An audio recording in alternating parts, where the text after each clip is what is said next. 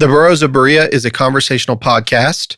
We study the Bible and we talk about it. Not all of us are of the same faith, and one of us doesn't actually have a faith. And that's wonderful. We all love one another, and we're going to continue to talk about these things. The things we believe in and the things we believe about what we read in the Bible. Not all of these are necessarily true. Some of it is opinion and speculation. Thank you for listening and speculating with us. There you go. That was good. Yes. You are listening to the Burrows of Berea. Side studies. Welcome back to the Burrows of Berea. I am Rick Welch, and to my left is Billy Eye Candy Kimsey. I'll take you to a Jolly Ranch. Oh, jeez. I don't even know what that means, but it's pretty good. Wow. No, You've ever been to a Jolly Ranch? Oh, a jolly one, huh? Yeah. So straight out of Compton, Ralph Hicks. Represent. And behind the glass, Rocket Man Andy Bishop. Tonight is Dude's Night at Burrow Giraffe Studio. I didn't even set anything up any different. It's like, I usually just there's a room and there's some people on each side, and I just put everybody where they normally go, which means everybody's on the right side of the room. We're all super weird balanced. Yeah. But so Sarita is at a youth camp at the beach. I feel so sorry for her. Oh, and exactly. then, and so Cherry is also, she's a teacher at Vacation Bible School this week, so she can't be here. And it's just the dudes tonight. The dudes. Instead of ladies' night. We didn't have to shower, change, Rock on. anything. No. Nothing at all. Let our guts out. So what we decided for tonight, since we don't have the ladies here, we didn't want to continue with the Esther episodes because that was the point, right? We wanted to do the Esther series and have the ladies' input. So we decided we're going to push out the Esther a little bit. We have several more chapters to go through. It's supposed to be a summer series. So at our rate of speed, we'll be done by December. Yeah. And this is literally the second longest relationship I've had with a woman in the last year. Esther. Esther. Yeah. Yes, Queen. I'm thinking about asking her to move in, make it really weird. Have you enjoyed that study though? Actually, I have. Yeah. Yeah. Have you learned something? Started out a little slow, but then it's it's pretty cool. It's really starting to pick up, isn't it? Yeah. I love it. I love it when Haman's just sitting there and he can hear those gallows being built and he's like, it's going to get bad. Yep. And Misery, she sure did love company. So what we decided to do, guys, we haven't done a side study in a while, although you guys who are listening to us, you just recently heard our Who Wrote Hebrews Part 1 because we kicked that side study off. And so, we're doing another side study. And this one is kind of unique. I've been studying, thanks to Pastor David Curtis, again at the Berean Bible Church, for allowing us to use his resources and his on their website. They allow you they'll let you redistribute anything that they do for free. They do not care. That's how much that they believe in the work that they do and they want to give it away. And so I thank him because a lot of the things that I've learned in regard to what we're going to be talking about is from him, especially. He did this series called The Feast of Yahweh, or what we would say like the Feast of God. And there's 7 specific feasts in the Old Testament. And this episode is going to be like a prequel. I think we're going to run through those notes over the next, I'd say, probably 6 months. We'll just pick one every now and then and we'll talk about it. We're not going to do it like in succession, kind of like we don't do anything around here. If you want to hear a whole series, you have to wait till it's complete, then go back and then re-listen to it. That's right. It's like watching Stranger Things. Wait till it's done and then go back and binge the whole thing, right? Absolutely, yeah. Yeah, that's the way you do it. So we still have one more episode of that last season. Oh, really? Yep. Yeah, man, it was really good this year. Yeah, I liked it. I liked it too. It's a little silly. It got a little Nightmare on Elm Street at times, and I don't know that that's a mistake, but it's a thing that came out. Yeah, it's definitely planned. The Duffer Brothers know him, and it's funny because that one character that plays the blind guy, that's Robert Englund. Oh, really? Yeah, the guy that played Freddy Krueger from Nightmare on Elm Street. Oh, wow. How about that? No kidding. Remember the guy that was blind, the old man that's blind? Yeah, that's Robert Englund. No crap. How about that? Didn't know that. That's wow. So probably, especially given that an intentional homage, I was wondering. I figured it was probably intentional, but I was like, it's getting a little Nightmare on Elm Street up in here. It really is. Yeah, but I enjoy it. Me and the girls watch it a lot, so it's fun. Anyway, so tonight's episode, guys, what we're going to do is part 1 of the Sabbath. The Sabbath is such an interesting topic because when you talk to other Christians, if they're a Seventh-day Adventist, they're going to tell you that the Sabbath is on Saturday. And if you're a Baptist, they're going to tell you the Sabbath is on Sunday, or when they Not necessarily they call it the Sabbath, but they'll say Sunday worship. When they changed it. Right. Yeah, when they changed it. And it's really surprising because in Judaism, Shabbat or the Sabbath was the seventh day, which was Saturday. It's true. Like that was the seventh day. That's when they rested. And it's not just that the Jews took off and didn't work in the field that day and they went to church, or to synagogue. They actually didn't do that. That's not what Sabbath meant for them. Sabbath literally was faith-based. They weren't supposed to work, and God was going to provide more for them on the sixth day of their labor, double the amount of food or double the amount of manna or whatever it was, so that they don't have to work, right? Mm-hmm. So on that seventh day, so they could rest, literally rest. Rest and worship. Yes. However, if you didn't do it and you worked and you profaned it, do you know what the penalty was? Yeah, we shun you. Death. It's in the notes. I'll show you. It actually says it in the scripture. If he profanes the Sabbath, he shall be put to death. So if we're breaking the Sabbath now, or are we breaking the Sabbath? I don't know. It gets a little weird, right? So after talking about death, I thought, why not throw a joke in real quick? Let's get some funny stuff in here. And this will be something that Ralph will like. This is a Catholic joke. So there was this woman, she was this Catholic woman, and she gets married, and her first husband have 12 children. And it's just such a huge family, Catholic. And sadly, the husband dies. And so she gets remarried, and she has 8 more kids. So now this woman has 20 kids. And then, sadly, the woman dies. Well, at her funeral, when the priest is speaking on her behalf, he said, they are finally back together again.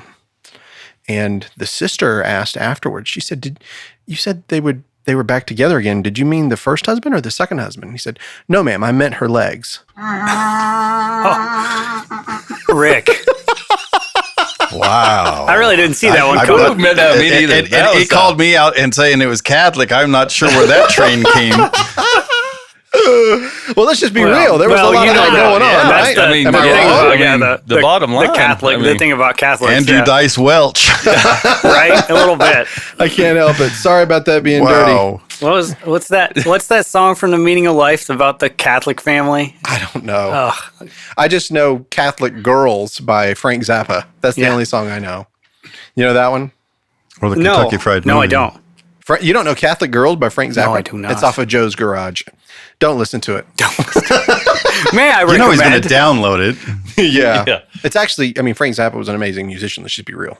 Yeah, he was nonconformist. He was a step to the left. Yeah, he's an incredible guitar player, though. Yeah. He really was. Peaches and Regalia. What a great album. What a great song, All right, so now that we got that joke out of the way, so Dweezil. Yeah. Get that out of the way early. The Moon Unit and Dweezil, yeah. Dirty Thursday. So what we're going to do, we're going to look in Leviticus 23 to start with, because that's where the feasts of Yahweh begin, all right? And this is where there are 7 major feasts, and that's why we're going to cover them all. We're going to do like probably an 8, 9, 10-part series on these, over the course of a year. I'd say we'll finish about this time next year. We'll throw a feast in here and there when we want to do it, whenever the ladies aren't here. We'll do a dude's night talking about food. Beer. Yeah. So I'm going to read in Leviticus chapter 23. This is where we're going to start with, all right? And the Sabbath is kind of, the way David Curtis put it, this is the prequel, to the fast, to the feasts. The Lord spoke again to Moses, saying, "Speak to the sons of Israel and say to them, the Lord's appointed times, which you shall proclaim as holy convocations, my appointed times as are these. For 6 days work may be done, but on the 7th day there is a Sabbath of complete rest, a holy convocation. You shall not do any work. It is a Sabbath to the Lord in all your dwellings." So I think we've talked about this before, guys, but anytime you see Lord, when you guys read your Bibles and you see Lord, all caps, Lord, all caps, that's the place in the Hebrew Bible where YHVH shows up. That's where when we say Yahweh. And it's really strange to me, guys, that we do not use the word. I know why. I understand that they didn't want to take his name in vain, but his name is all over that book. It's in the book 7,000 times, and they won't utter it, which is odd, but he put it in there, right? But you can write it? But you can write the 4 letters of it. You can't write it fully. Oh, there's more than those 4 letters? There are no vowels in Hebrew anyway. Yeah. but it's YHVH. Well, there's no vowels in the Hebrew? No. That makes that thing from the Indiana Jones movie a lot less interesting. And anybody gets that, maybe, I don't know, 20-year-old movie. Right. 30? I don't know. Yeah. Juice. So when it comes to the Sabbath, we've got this broken out in 3 separate views. And that's kind of, I really thought about this a little bit because this is the way that this was laid out for me. And I thought, is that really true? And I think it is true. I think. Frankly, my dear, I think there's another view. You do? You think there's a 4th one? There probably is 12. I mean, who knows? Just take what I said and continue it. Frankly, my dear, I don't. Right. Yeah. Kind of like when we were talking about Hebrews and Billy was like, who cares? Who cares? Bring on Esther. Yeah. So in modern day, in the modern day, does it matter if as long as you're giving the Lord His due? Mm-hmm. Well, and we're going to get into that because at what point, does this happen? Like when, Billy, you grew up in church? Yep. And what day did you go? It was always Sunday. You don't do anything on Sunday. Work? You don't even mow the grass on Sunday. Nothing. You do nothing. Wow. Yeah. I mean, that was the way it was. That's funny that they were that strict. I realized that some, religions, some sects and stuff are more strict than others, but a lot of Christian sects always felt pretty loose about that to me. We were right there like Chick-fil-A, nothing. Right. Yeah. You don't do nothing. There's a common one you'll see. Chick-fil-A is not open on Sundays. Yeah. Yeah. Right. So that's Hobby Lobby. Yeah, Hobby Lobby. A lot of these Christian, companies are. B&H Photo. Huh? B&H Photo. They're Jewish. Yes, well. Mm-hmm. And so they close Friday to Saturday. Yep, Friday to Saturday. Yep, that was our day of rest and worship. That's it. I mean, that was it. So, and that's really what you did. Yeah. Yep. So. Well, that's good. Unless, my grandpa said, unless the ox was in the ditch. That's right. That's something that's in the scripture in the New Testament. Yep. If the ox was in the ditch and you need to get him out, are you really going to call it work or are you going to save your ox? Exactly. And, So, yeah. Yeah, that's good. I mean, I had no idea. What about you, Ralph? Like, for you, is it always Sunday for you? Yeah, growing up, it was always Sunday, but I don't know that anybody that I know, even at church, kept it. I mean, I grew up being taught that Saturday was the Sabbath. Even though I went to Catholic schools, they talked about it being Saturday, but it would have been changed a long time ago, and there are different views as to why it was changed, whether it was because the king said, hey, we're going to make it on the Sunday, or if it was that one of the popes decided, hey, let's do it on Sunday. Who knows? But, throughout the centuries, slaves, no matter what their faith were, they worked every day. Mm-hmm. And there's always been people that have worked all the time or that have worked on it. So it's just a matter, in my opinion, has always been, it's the time that you devote to God that matters. And I get the people, I can hear pastors now going, oh my God, I can't believe he said that. But, most of our pastors have turned into Pharisees anyway. Yeah. Dot this I and cross this T and everybody stay in my church and make sure the money stays here instead of, going by what everything's supposed to be. I get that it's a commandment, but the commandment, the things change, society changes, and the Lord knows that people need to provide. And I think that Lord knows your heart, and I know that sometimes you've got to work outside the box. Mm-hmm. I think that it's not a lot of privilege, but there's a certain amount of privilege with being able to say, there's a day that I will not work on. Mm-hmm. Does that make sense? You know what I mean? It's not a wild amount of privilege, but that's an amount of privilege. Like he says, the slaves don't have that much privilege. So, which they don't know what we're talking about, but that's what Ralph said earlier. Ask that question again that you said earlier, because we weren't recording at the time. It was about the slaves. So in ancient times, when the Jews were slaves, did they work on Sunday? Right. Did they work on Saturday? Yeah, they worked every day. Yeah. And again, the law hadn't come yet, but even if it had, if they were enslaved, they would have done what the captors would have told them to do or die. Yeah. That's the way it would have been, right? So, yeah, I mean, I think that's safe to say. Whenever they were wandering in the desert, God was teaching them about the Sabbath. They've lived in other countries during wartime and been forced to work 7 days a week then too. Right. So I think that that's good. And what you said about, the Lord knows you need to provide and all that, that's a great point. I think that's what's going on. Yahweh chose Abraham, and out of Abraham came Isaac and Jacob and the 12 tribes, and then Israel, and he brings Israel out of Egypt, and then Moses is on the mountain, and God gives the 10 commandments. And that's where the first time you hear this about keeping the Sabbath is in, the 10 commandments is the fourth commandment. Thou shalt remember the Sabbath to keep it holy. Well, from that point on, the Jewish nation or the Israelites were always sort of up and down with their relationship, but they were God's people. That's the point of the Bible in the Old Testament, is that they were the chosen people by God, the Creator God. And so he's teaching them about himself. And so there's something to be said about these 10 commandments. He's telling them, I'm holy and you are to be holy. I tell you, you cannot steal. I tell you, you cannot covet. You can't bear false witness. All of these, do not commit adultery, and all these other commandments. And one of them being, you must rest on the Sabbath day. So God rested after 6 days of creation, and on the seventh day he rested. And so therefore his people also have to rest. That's really what's going on. But we also know that the New Testament, that when Christ comes, that he starts talking about some unique things like fulfilling the law in his own flesh. And he had to observe. He was a perfect Jew. Jesus was a perfect Jew. He did this, but he also did things on the Sabbath that the people who were the religious elite of their time disagreed with him on. You can't heal a guy that's never walked and then him pick up his mat and start walking. That's work, and it's like, how ignorant can you be? Like, did you see what that dude just did? That guy's never walked. Is that work for a man or is that work for God? Because I wouldn't think that God would consider that much work. Well, and that's the point. And that's what he's saying. Jesus would look at the Pharisees whenever they're like, okay, is he going to do something wrong? And, there's a man with a withered hand and it happens to be on a Sabbath day. And he says, which is better, that I say your sins are forgiven, or, stand up, take up your mat and walk?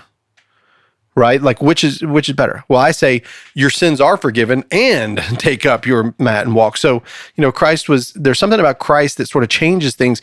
It's not that he changes the law, it's that he fulfills the law. That's what Christ came for. That's the good news. So let's get into the views. All right. So we're only today in this part one, we're only going to go over 2 views, and these are not my views. Actually, I have a third one. We'll do that in part 2. But so let's look at the first view. The Sabbath still stands, and it is still on Saturday.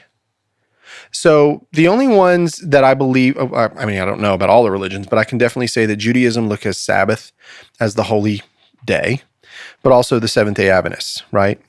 They'll say Eastern philosophies. Right. Well, when it comes to like Judaism and the law, like Christianity, right? Right, but if you look at the Eastern philosophies of Christianity, okay, they fulfilled. They say it's on Saturday. Oh, okay. Do they? Okay, yeah.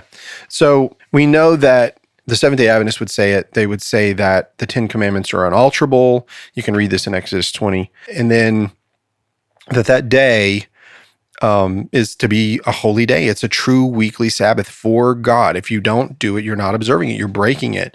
And so Michael Rood, a self-professed rabbi who holds to the Saturday worship, says worship on Sundays, and especially sunrise services on Easter, are an abomination to the Lord because the sun god was worshipped on Sunday mornings. Oh, wow. That's wild. That's right. So that guy, he's a self-proclaimed rabbi, but he's saying if you worship on Sunday, if you're worshiping God, on the Father of Christ on Sunday, it's an abomination. That's what he said. So it's kind of odd. Like these people really hold to this. So Friday at 6 p.m. till Saturday at, it's like sundown to sundown, for 24 hours. So let me ask about the 7-day Adventists and okay, so I know that's their day of worship. That's a Sabbath. So no work, correct? Right. So if a preacher, or I'm assuming they call them preachers, correct? Yeah, pastors, preachers, whatever. If they get paid, are they not working?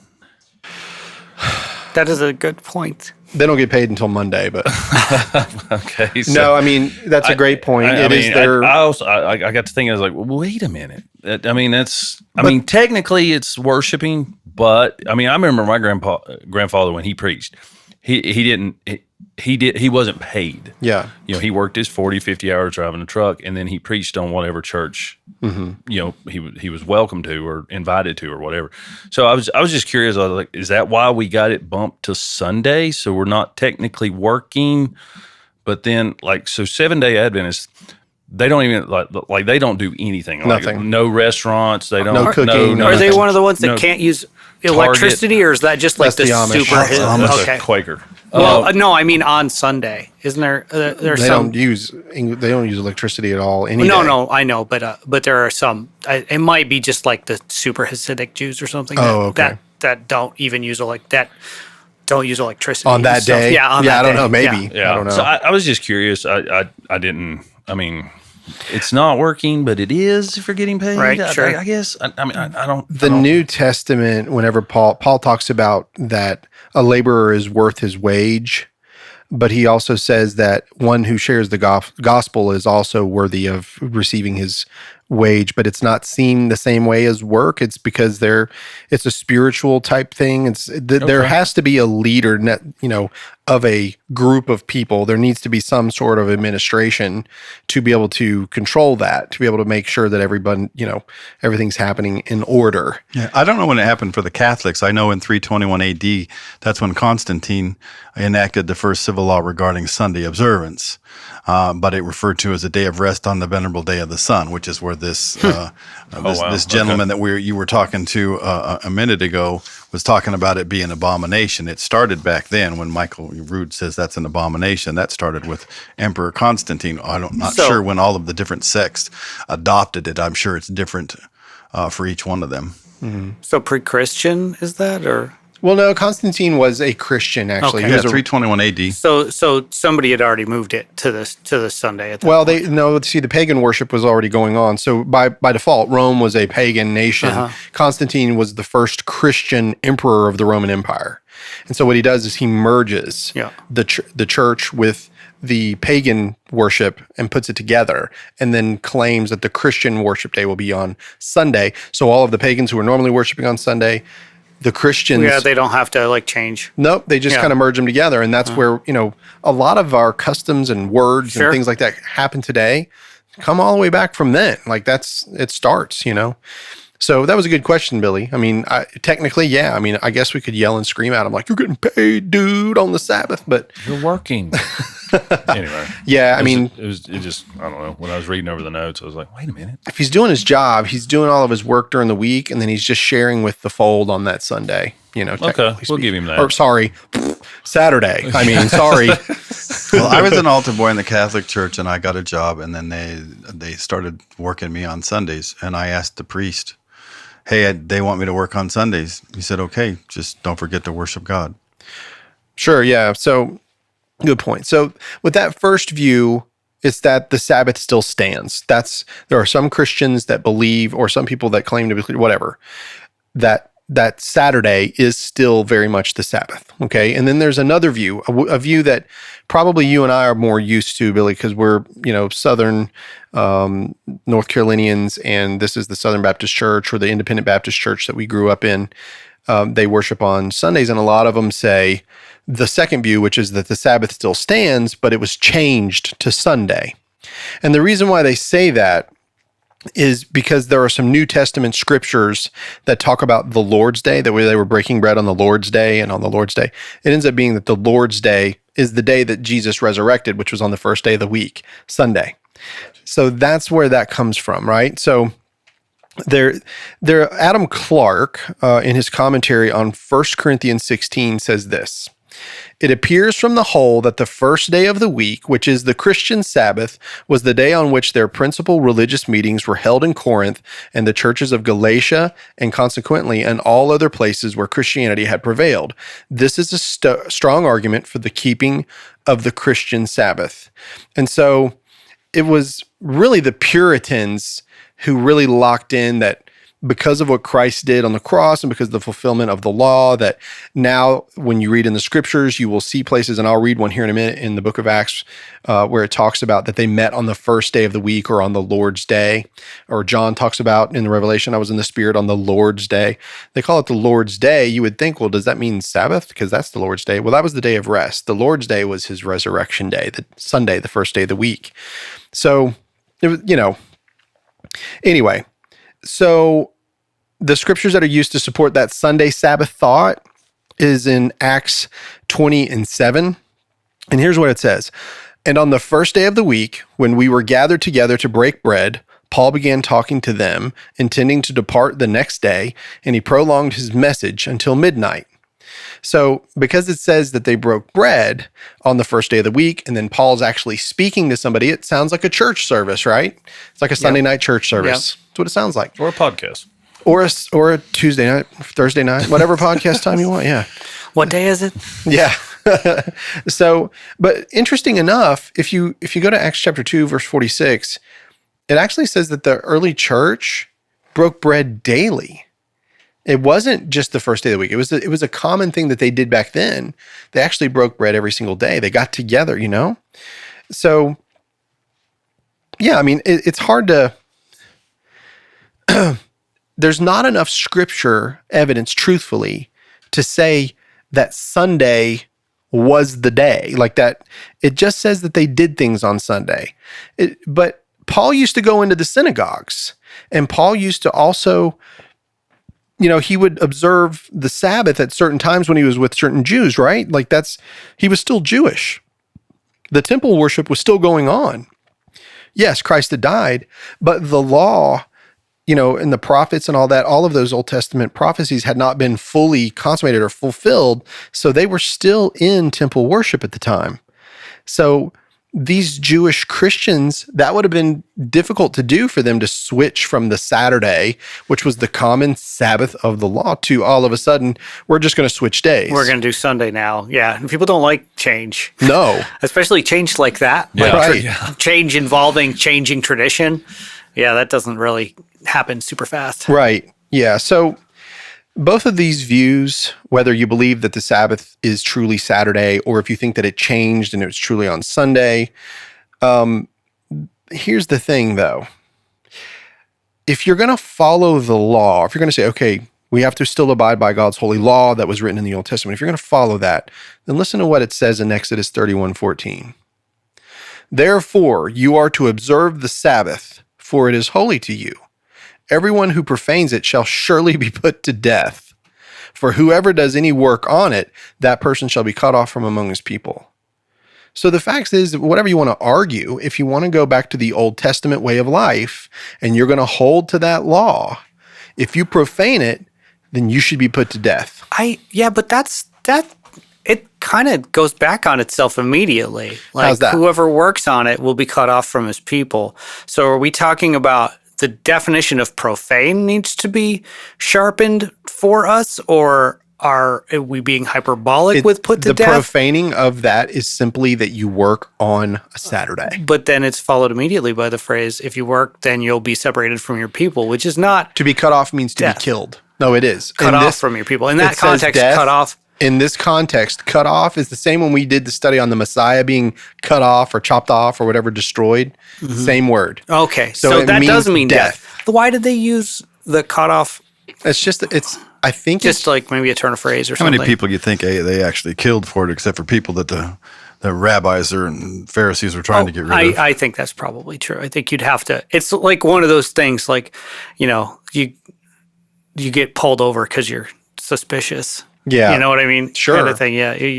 Like, that guy looks weird. Let's check him out. So listen to this. So the Seventh-day Adventist writer states in his article, what are you going to do about Sunday, which is an ordinary workday posing as the Sabbath of the Almighty? Okay, posing as. And more importantly, what are you now going to do about the seventh day of the week, the Sabbath of the Almighty God? Bear in mind that the seventh day of the week was, is, and ever will be the true Sabbath day. Those who ignore this fact are guilty of breaking one of the 10 commandments. And again, find that in Exodus 20. And that is sin, for sin is the transgression of the Almighty's law. And here's the interesting part. He's right. He's actually right. The Sabbath is Saturday. Sure. According to the Old Testament, according to the law, Sabbath, Shabbat, is on a Saturday. I always heard it was, even though we did it on a Sunday. Yeah, I've always heard that too. Yeah. So for those who say the Sabbath is actually the Sabbath, yes, you're right. Those who say that the Sabbath changed to Sunday, it's actually incorrect, because there is nothing scripturally that says that. It does not say. They just did things every day. They didn't do things on particular days.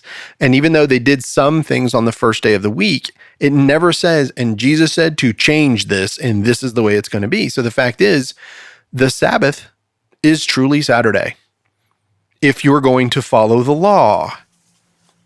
Maybe it's one of those spirit of the law rather than letter of the law Well, it's the things. law, and how did Jesus come in, and how did his coming? And we're going to get into that with the third and your fourth and fifth and sixth views that you have.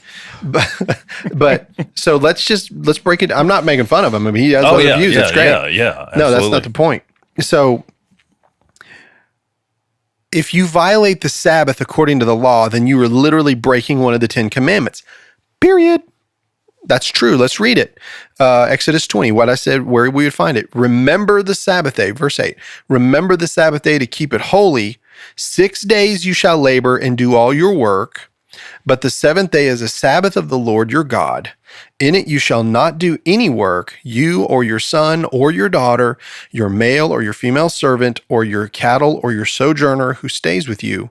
For in 6 days the Lord made the heavens and the earth, the sea and all that is in them, and rested on the seventh day. Therefore the Lord blessed the Sabbath day and made it holy. It's the first labor law. There it is.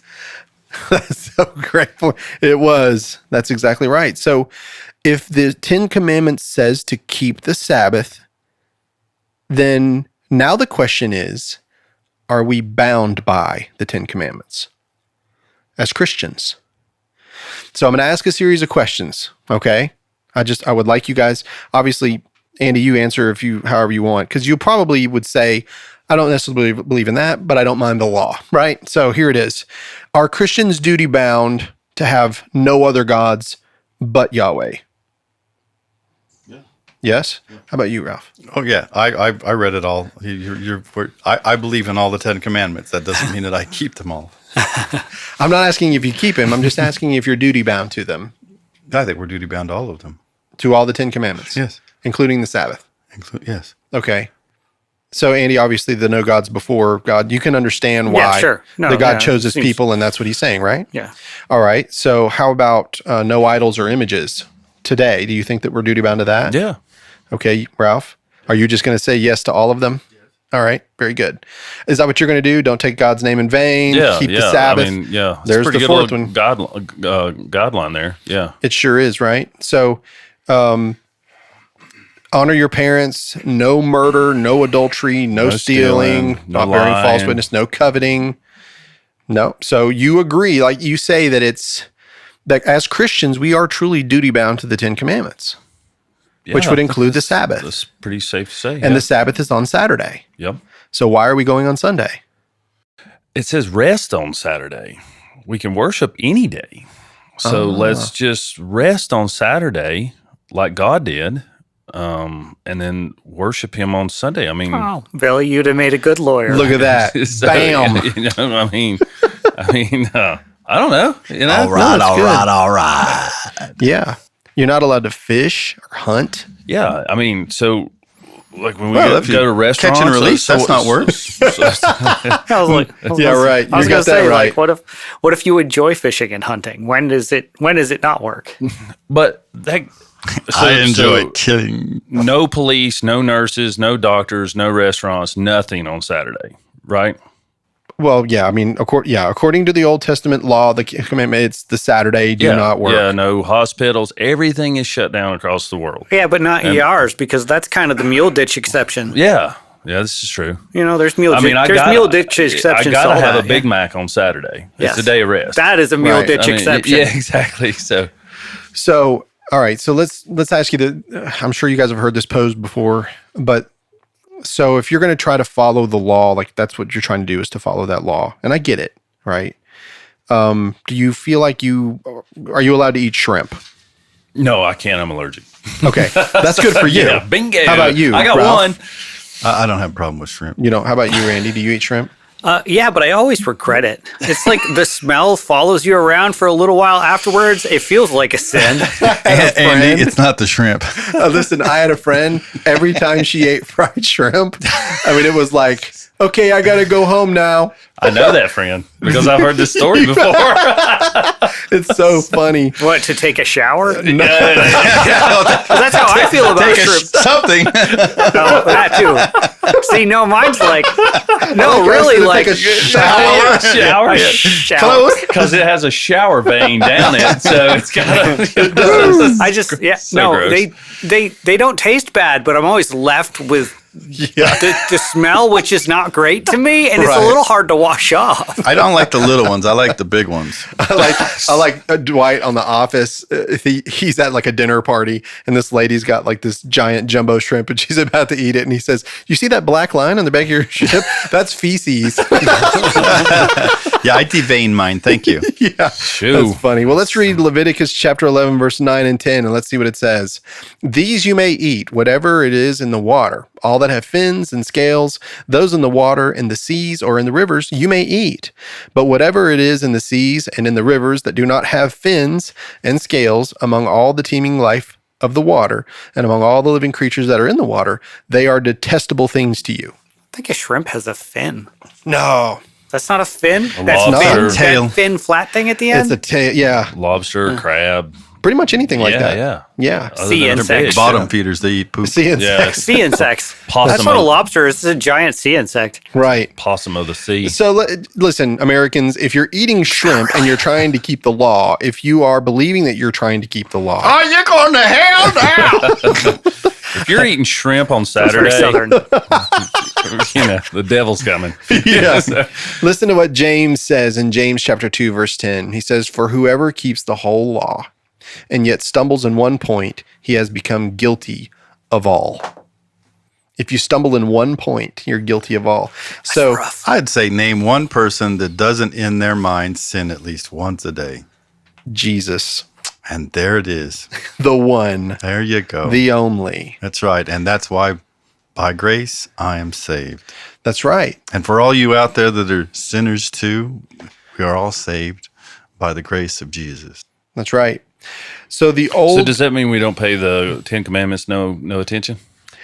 Well, I'm going to get into that. Oh, okay. That's my third view, and I Oh, want okay. I want Sorry everybody about to There are a understand- lot of people that have used that for an excuse over Oh, the I know. years, Yeah. and I go back to God knows your heart. Yeah. Whenever you ask somebody, so hey, do you believe in God? And they're like, oh yeah, I do the 10 Commandments. I feel like I'm good. I'm going to go to heaven. And it's like, do you do the 10 Commandments? I don't think so. I'm pretty sure you don't. I saw you out there busting that that rock with that hammer on Saturday. You're breaking it. Now that was the Sabbath, or that I've seen your Jesus- taxes. Yeah. Whenever Jesus starts talking about law, man, it gets pretty wild in the Sermon on the Mount. He starts talking about, you said, when he starts talking about adultery, and he was like, if you look at a woman with lust in your heart, you've already committed adultery. And you're like, yep. And that's, think about it. Billy does There's it like all- there's- 85 times a day. There's all the girls looking at Billy. I mean, all the girls looking at Billy. yeah. I mean, all I'm The looking eye at tonight candy. is Rick. you That's know? right. With They a come P. up to him. They're like, hey, eye candy. And he's like, I'll take you to the Jolly Ranch. Rick, we're going to die here now. That's what he said. All right. So here's the thing. The Old Covenant law is a complete unit. All right. So if you break one commandment, you're guilty of all of them. That's what James just said. So what people have done, Thomas Aquinas especially in the 13th century tried to do, was break up that law into specific categories. All right. So what he did was, or not only he, but a lot have, they have what they call the moral law. Then they have the judicial law, or the civil. And then they also have the ceremonial law. And they take that division and they're like, okay, so if it's moral, yes, we need to follow it. But if it's like ceremonial, no. Right? So we don't have to do the slaughtering of bulls anymore. Well, it's ceremonial because, he was basically a Catholic. That's right. Hello, ceremony. Yeah, exactly. So when it came to it, they started splitting it up, saying, well, that's the way to see it. However, the problem with that is that that's nowhere in the Bible. It never says it in the Bible. And remember what our show's about. We need to unlearn what we've been told and taught. Let's let the book speak for itself and see what it has to say. It doesn't say anything about splitting up the law. Boy, that gets to be a biblical literalist and live that way. That gets pretty tricksy. I'm not trying to live it. Yeah. I'm trying to read it and understand it. All right, fair enough. Because the fact is, I can't live the Old Testament law. No. I can't. Yeah, it's wild. And nor do I want to. Like, not interested. But as far as understanding the scripture, I'm no different than anybody else. Whoever sits down and reads the Bible has the ability to sit down and read and learn it. But if they take those laws and they take the things in their minds and they shape my culture and they tell me, sorry, you can't buy a beer at 9 a.m. on a Sunday because we need to make sure that you don't buy beer until after 12. We need you to be sober for church. That's like all these liberals coming from the Northeast and from California moving into cities and I don't buy beer on everything. Sundays. I don't buy beer anytime because I don't drink it. Trying to change the laws, and all these carpetbaggers coming in and Texas, and you've been able to do this forever and ever, and now all these people from California coming in wanting to change the laws so that you can be more like California. Giant migration just to change laws. I think there ought to be a moratorium on it. You move to a new place, 50 years before you can start getting elected and changing laws. 50 years? Yeah. Yeah. That seems reasonable. Right. Hey, you know what? I was born and raised here. I want to do what I was raised to do, and you can take your rules and go back to California. We just those specific rules that you like, right? So don't impose just your rules. Nobody else's rules. Don't come and impose your philosophy and your worldview on me. No worldview but mine. Lord, what is wrong with you people? Other opinions, other ways of life. No, get it away. Don't hurt me. I don't mind them. Just don't try to force your opinion on me. I just love the fact. What are you being forced to do? That carpetbaggers have forced you to do. I delight in hearing this. I'm talking about Texas and what Phoenix. are they being forced to do that carpetbaggers are forcing them to do? They're changing the laws. Like what laws? I don't care about changing the laws. Tell me the thing. Here we go, pal. Tell me the thing. I'll bring you a list. No, I want it now. I've got one for you. You got it in your head enough to make an impassioned argument about it. Tell me what they're doing. Yeah, no, okay. I'm going to hop in. You ready? Yes. I don't like the fact that they're making me build a wall down there in Texas. Are you building the wall? No, I'm not. You should build the wall. I really don't care. I do like the idea that the federal government are giving some laws back to the state. I like that because it allows us to have pockets in the nation where people in the South can beat people without issue. And that's okay. I am mixed on the states' rights thing. Are you? Yeah, I'm mixed. I see that it has advantages, but it only has advantages when things are going wrong, right? Because you're like, well, at least here it's legal. But that's like never, right? I like the sigh. At least here it's legal. Or you know what I mean? Or the reverse also being true. At least that is against the law there. But that's only ever like, you're only ever saying that with a positive bent when there's a problem at what you believe in at the federal level. Right. So if we get into abortion, you have somebody who's in poverty, they have an issue, they need to have an abortion for whatever their medical reasons may be, and they literally cannot because they live in the state of whatever, and they're not allowed, like in Texas, they're not allowed to do it in Texas, and so they can't get out of the state, so they're forced to have this child, and next thing you know, it kills the mother or kills the child. Are there any states that have a law that say that you can't get an abortion if the mother's life in danger? Yes, there are some. There's just a couple, but there are a lot of states are saying that it's or if it's incest. And remember that 10-year-old girl in Michigan that got impregnated by some random dude. You know what I'm saying? Like by rape, and it's like, look, guys. I mean, this is rough. Like, I do not. I don't envy anybody that has to make these decisions. Absolutely not. That's just it. So anyway, but when it comes to law, what we were just talking about, think about being a Jew. God said, this is my law. Follow it. Everybody in the nation, this is what you have to do. Now, if you don't do it, then you're going to be sinning against me, and that's a problem. However, I'm going to make a way that I can atone for you. Every year, if you come up and you bring your lamb and you bring your doves, now there's poor that can't get it. What's going to happen? Well, there's ways through their law that they can get it, and then they can get atoned for every single year. It comes to that, right? That's the law. That's, to me, it's so, like, it's harsh, but it's so much easier. It's like everybody has to do the same thing. Yeah. This is the way it is. Yeah. If you have a loving leader, Right. Well, yeah, I mean, right? if you have a really, a despot who hates you, that's going to stink, right? So it's, it's any way you look at it, it's hard. However, so let's say this. In your Bible, there are two main sections of your Bible, Billy. Mm-hmm. Two main sections. What are they? Old New Testament. All right. You said Old Testament and then what? New Testament. Bing bong. New Testament meaning New Covenant. I might sample that Bing Bong. That, Was it that good? had qualities. Yeah. That's what I'm talking about. So in the New Covenant, if Christ fulfills the law in his own flesh, then all of those Old Testament laws and ceremonies and morals and all that stuff actually go by the wayside. That's because he's fulfilling the law in his own flesh. If we receive what Christ did for us, then that doesn't mean that we are allowed to just do whatever we want, because he actually tells us the way to live. Christ teaches us 9 of the 10 commandments. The only one he doesn't is the Sabbath. Yeah. And that's what we're going to get into in the next episode, is that. We're going to break that down. Okay. Only 9 of the 10 commandments are actually taught by Jesus and the apostles in the New Testament.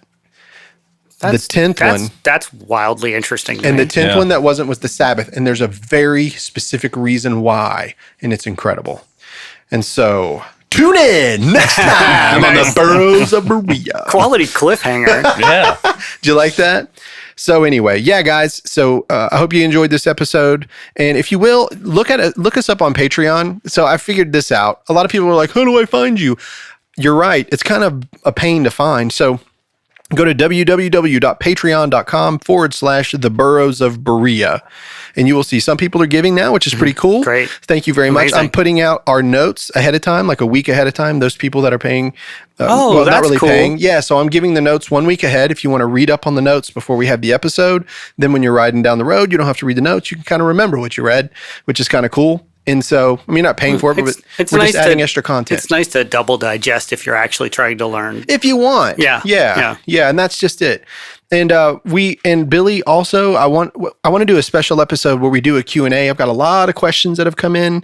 And so I thought it would be fun to try to answer those questions to the best of our ability Like live? live in the studio. Ooh. So we'll read their questions and we'll just try to answer Oh, that's them. fun. Yeah, sure. Yeah, it'll why be not? fun. Yeah. And if we get it wrong, who cares? We're not a church. No, we'll do our best. We really will. And if we can't, and we'll even ask some of the listeners, look, if we ask if we get a question that's asked to us and we get it wrong, then write us and You tell won't us have to why. ask them. They will. I got to tell you Yeah, something. I got an exactly. email from Tiziana today, Oh, that's and neat. and we're going to get into this. Is she like a response to an episode? It was actually our episode in Samson and Delilah. And she was talking about us discussing the lion and how you couldn't touch the dead corpse. And she did some research in the Hebrew and found out that I was actually wrong, and she wants to talk about it. So So We're gonna where I record was that. like, is the lion a corpse? That's you were food. right. You were right. Ta-da. Look at you being right. I was right wrong. once. See, it happens. Yeah, but it was really cool, and that's one of the things Tiziano says. She'll drive down the road and she'll be like, no, Yeah. and she'll want to say something. I want people to write in and call in, and just to bring a big tag from the past. Send me a picture of some poop. yeah, there you go. Don't. Maybe I should edit that out. You might not like the results of that. Probably get that. Yeah. Anyway. It may not be an emoji. Yeah. Well, Billy, thank you for being here. Yeah, thank you, Rick. Ralph, as always, thanks for being here. Andy, Represent. Thank we you. will talk to you guys next time on the Burrows of Berea. Hey guys, this is Rick from the Burrows of Berea. Do you know how much blood, sweat, and tears it takes to make a podcast? None. But that doesn't mean that it doesn't cost a lot. And so if you guys don't mind, if anybody would like to give to help us with these episodes, it would be great. We'll put out even more content. And if you go to our Patreon page, just search for the Burrows of Berea, you'll get extra notes, extra episodes, and it's pretty much free. $1 gets you a lot. Thanks, guys. I want to be Rick with a silent P. At the beginning. Yeah. Please keep it silent, please. Just got it, huh? Yes, I did. Yes, I sure did take that long. Yeah. to get there. I work with a I lady. did. She called me that for years. Sue, she used to come up and she'd say, "What's going on, Rick?" with a silent P at the beginning. I'm like, come on, man. Come on. Please keep it silent. Yeah, I'm your boss. You know? I wasn't her boss. Oh, okay. No. This was back whenever we were just coworkers. Are we rolling, Andy? Yes. We are rolling. Boom. Rolling. What is it? I've been listening to Limp Bizkit lately. Rolling. Well, it's kind of like I was watching the Woodstock 99 biography. What a crap show. Have you ever seen that? No kidding. Yeah. I mean, I remember it. I do did not too. watch but I remember the news. I coming wanted out to of it. go to it because I was a big Korn fan and I love Are Korn. you serious? Yes. I was a huge Korn fan. I love Korn. Yeah, they're the first- fantastic. That album, like, there's like 2 albums there that are really good and super. I mean, to me, they were really pretty groundbreaking at the time. Oh, you their know? first man. album, I Yeah. bought it as soon as it came out. I was at a grocery store. They sold it in a big box. You could go in there and put in $12 and buy a CD. Man, that was off the hook. Yeah, it was. It was different. It was challenge raw. anybody. That's what it was, raw. I challenge Yeah. anybody. Jonathan Davis was so cutting edge and so different. I mean, it was awesome. I mean, let's just think about it. I mean, honestly. Oh, it's like you took a left turn in music. And his lyrics Yeah. were fantastic. Yeah, they were. I don't want to say ahead of their time, but they were at the crest of that particular wave for sure. Yeah, they were really the ones for new metal. They really kind of kicked it off in the 90s, you know. Yep. But so I was watching that documentary about Woodstock 99, and it's basically like a frat party. That's what it was. It was like a white dude frat party. And so whenever Fred Durst gets up there, the guy that's like narrating the documentary is like, and Fred Durst, we went to him and we're like, listen, things are getting a little rowdy out there. We would really appreciate it if you tell everybody like to be calm, like they're breaking stuff out there and just be calm. And he's like, cool, man, cool. So he goes out there and he's like, is anybody just pissed off and just tired of this? And they played their song Break Stuff. Yeah. And then there was like, so pretty much Fred Durst threw us the middle finger and said, give me something to break. Give me something to break. Yeah. A Greek wedding. Yeah. So, I mean, that whole thing, and like, Alanis Morissette was there and she did her set. It was huge. Yeah. And then he came on after, Fred Durst comes on after, and he's like, Birkenstock rock sucks, you know? So, how'd you like them apples? But Korn did awesome. Lollapalooza. Yeah. I mean, Korn was awesome in that on the 99. But anyway, so I was watching that, you know, and I was like, man, I haven't listened to that stuff in a long time. And I enjoyed it, but, you know, whatever. Whenever you try to listen to like the clean version, it's like, give me something to break. Beep, beep, beep, beep, beep, beep, beep. Except it does the little DJ, so you can't hear the word. Yeah. Anyway,